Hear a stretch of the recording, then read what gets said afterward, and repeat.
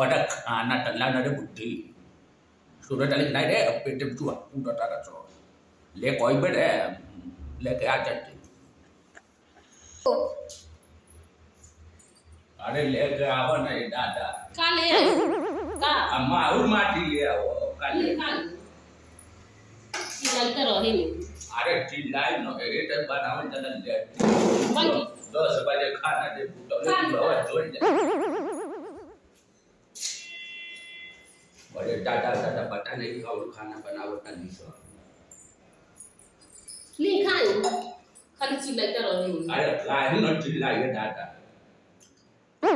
आजा ये को लड़का बाहर को सीटी के जो गाय पर दुखी के चलने घूमता काले काई लोग करता लो चुपा जाई केना बोले अरे काय चुपाई दे बात बतिया के लाठी के मारा मुंह फोड़